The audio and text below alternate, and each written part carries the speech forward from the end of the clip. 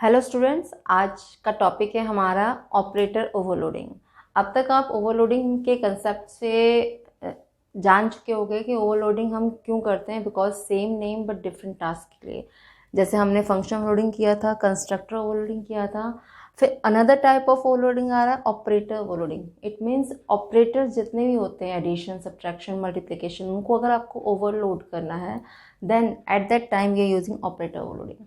इसकी नीड क्यों हुई? इसकी नीड इसलिए हुई क्योंकि आप नोटिस करोगे जब भी आपने अभी एडिशन सब्ट्रैक्शन किए हैं, आप किसी न किसी दो वेरिएबल के बीच में एडिशन सब्ट्रैक्शन किए हैं। आपने इंट एक्स और वाई लिया तो एक्स प्लस वाई आपने ऐड किया, राइट। इंक्रीमेंट डिक्रीमेंट भी कर रहे हो तो किसी एक वेरिएबल को लेके इंक्रीमेंट डिक्रीमेंट कर रहे हो।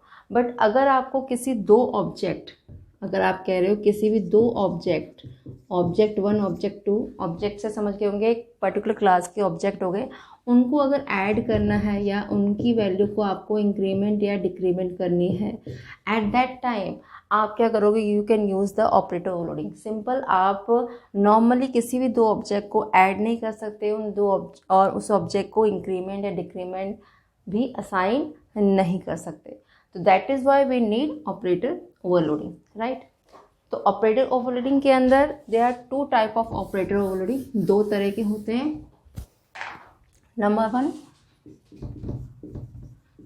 टाइप ऑफ ऑपरेटर ओवरलोडिंग, ठीक है ना। नंबर 1 होता है यूनरी ऑपरेटर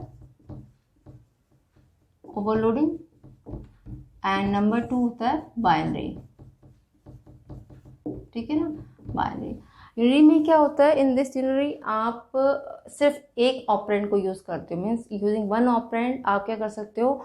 ओवरलोड कर सकते हो। इन यूनरी ऑपरेटर आप you just giving a negative value, किसी वेरिएबल की नेगेटिव, किसी ऑब्जेक्ट को नेगेटिव वैल्यू दे सकते हो, और either you can give increment और डिक्रीमेंट एनी ऑब्जेक्ट, ठीक है ना। आप क्या कर सकते हो? Giving a negative value, increment and decrement कर सकते हो।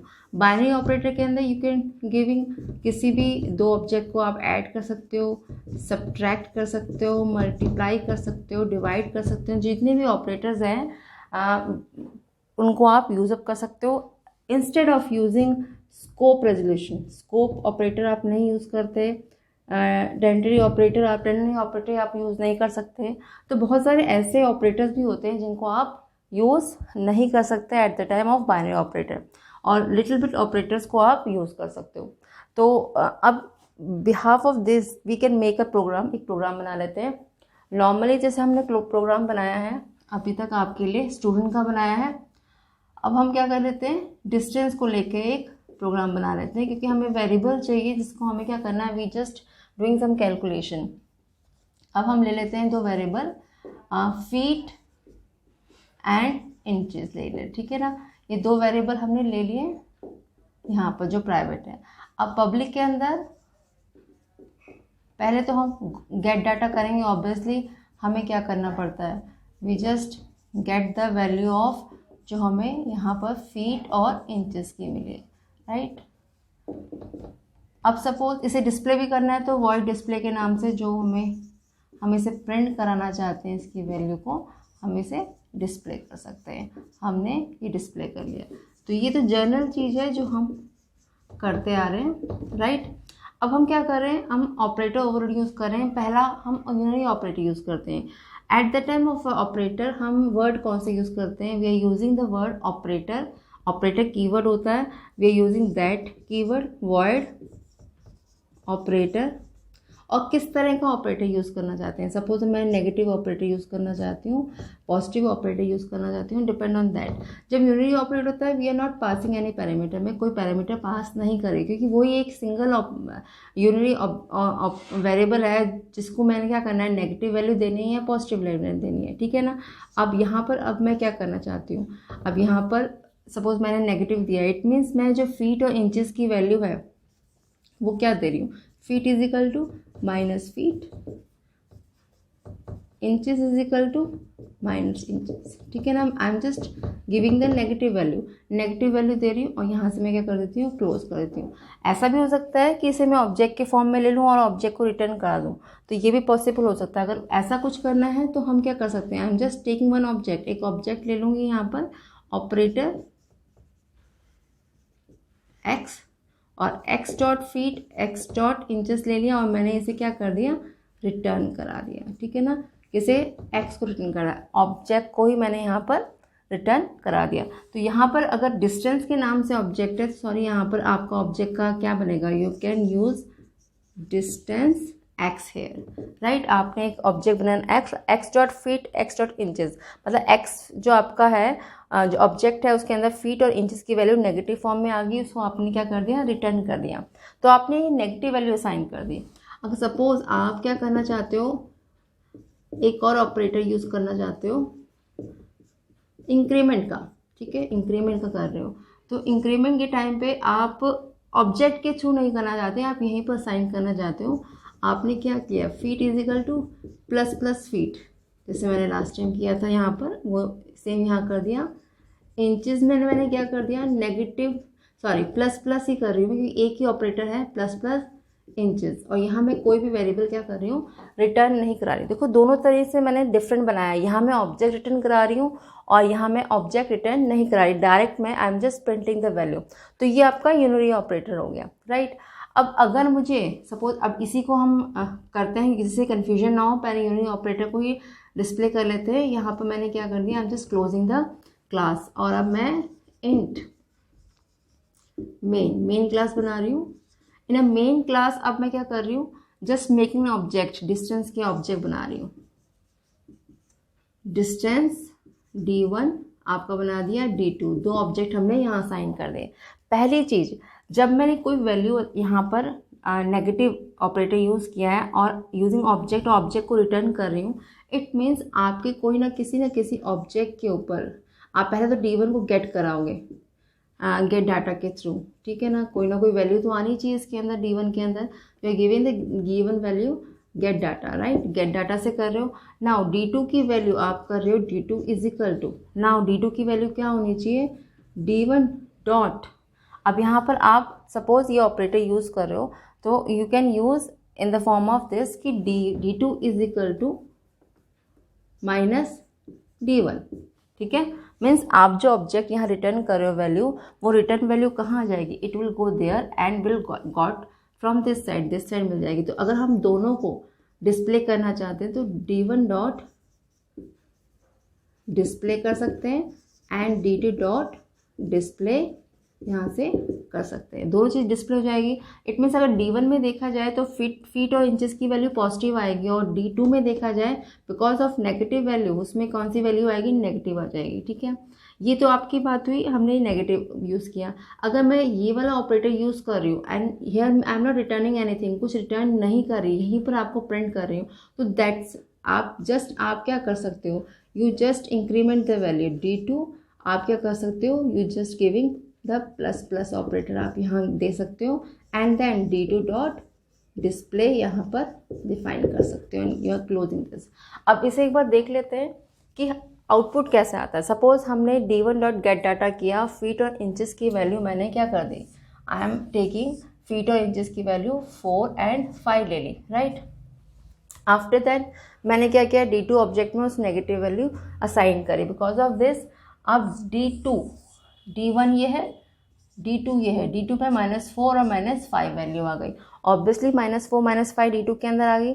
Now I am increment the value, because of this operator मैं क्या कर रही हूँ, कोई रिटर्न नहीं कर रही, तो डायरेक्ट मैं d2 प्लस प्लस कर दिया है।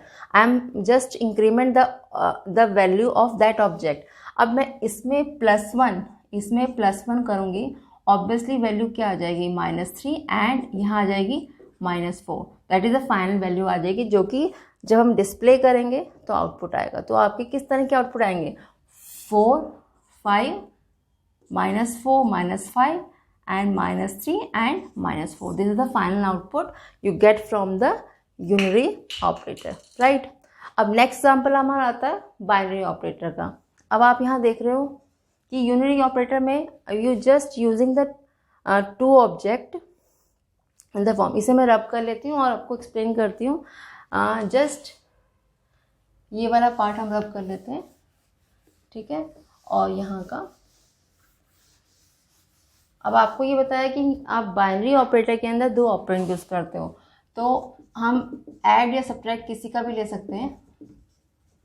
ऑपरेटर आप कर रहे हो प्लस ऑपरेटर यूज़ कर रहे हो, ठीक है, प्लस ऑपरेटर यूज़ कर रहे हो। और यहाँ पर आप क्या कर रहे हो, 2 ऑब्जेक्ट लोगे। Whenever you are using a binary operator using operator overloading, आप क्या करते हो, you just passing the 1 object as here, ठीक है, एक ऑब्जेक्ट आप यहाँ पास करते हो। देन आउटपुट कैसे आएगा, आप यहाँ पर एक लोगे ऑपरेटर नहीं है, डिस्टेंस है ये, डिस्टेंस d3, ठीक है, d3 dot what, feet is equal to feet plus d dot जो हमने पास किया है फीट, ये ऐड हो जाएगा, d3 dot inches is equal to जो भी इंचेस की वैल्यू होगी प्लस d डॉट इंचेस आपका आ जाएगा। ऑब्जेक्ट आपने लिया है तो डेफिनेटली आप क्या करना चाहोगे, you just returning the value,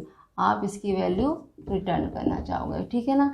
तो पॉइंट समझा। आप यहाँ पर आप क्या कर रहे हो, 2 वैल्यू ऐड कर रहे हो। जो फीट और इंचेस की वैल्यू पहले से होगी उसमें आपने जो object as a parameter pass किया है वो फीट और इंचेस की वैल्यू ऐड होके आपके किस में आ जाएगी, d3 ऑब्जेक्ट में आ जाएगी, जिससे आप क्या करोगे, रिटर्न करोगे, ठीक है। इस चीज़ को आप कॉल बाय रेफरेंस के मेथड से भी कर सकते हो जैसे हमने लास्ट टाइम कराया, but I am just using this thing. अब मैं क्या कर रही हूँ, यहाँ पर क्लोज कर रही हूँ और इंट मेन में अब आप वही चीज़ कर रहे हो। आपने क्या किया, डिस्टेंस के नाम से d1, जैसे डिस्टेंस है तो हम वेरिएबल ले लेते हैं, यहाँ पर कुछ और वेरिएबल ले लेते हैं, t1, t2 एंड t3, ठीक है ना, क्योंकि थोड़ा सा डिफरेंट लेते हैं जो कन्फ्यूजन ना हो वहाँ पर। अब सपोज आप क्या कह रहे हो, t1 की हेल्प से आपने गेट डाटा कर दिया, ठीक है, t1 की हेल्प से गेट डाटा कर दिया एंड यू जस्ट t2 की हेल्प से भी आपने गेट डाटा कर दिया, 2 आपने डाटा गेट करा दिए। नाउ t3 जो आपकी t3 वैल्यू है उसके अंदर आप क्या करना चाहते हो, t1 प्लस t2, ऑब्वियसली क्या कर रहे हो, t1 के अंदर वैल्यू और t2 के जो वैल्यू से ऐड कर दोगे। t1 के अंदर वैल्यू कौन सी होगी, फीट और इंचेस की जो भी वैल्यू डाल रखी है वो t2 के अंदर होगी, और t2 के अंदर क्या होगी, एज ए पैरामीटर हमने जो पास करी है वो हम ऐड और के आके ऐड करके किस में आ जाएगा, t3 में आ जाएगा। I am writing here t3 because I am writing returning something, यहाँ मैं रिटर्न कर रही हूँ। आप इसके बाद क्या कर सकते, t1 डॉट डिस्प्ले, आप देख सकते हो t1 की वैल्यू, t2 की वैल्यू एंड फाइनली t3 की वैल्यू आप यहाँ पर देख सकते हो कि फाइनली दोनों की वैल्यू ऐड होने के बाद क्या आई।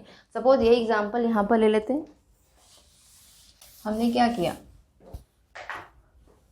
ये हमारा t1 है, 2 एंड 3 ले लिया, ये हमारा t2 है, 4 एंड 5 ले लिया, और अब t3 के अंदर व्हाट वी गेट, 2 + 4 6, 5 + 3 8, तो दैट इज द आउटपुट। आपके t3 ऑब्जेक्ट के अंदर फीट और इंचेस की वैल्यू ये हो जाएगी and you are displaying this thing. तो डिस्प्ले करते हो तो आउटपुट कैसे आएगा, 2 3 4 5 एंड 6 8, बिकॉज आप जब डिस्प्ले कर रहे हो, फंक्शन कर रहे हो, you are displaying feet inches like this, तो that is the final output, you got it, ठीक है। तो hope you understand what is the operator overloading.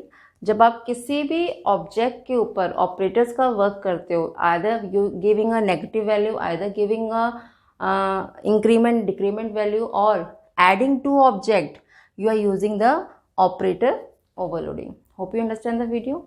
Thank you.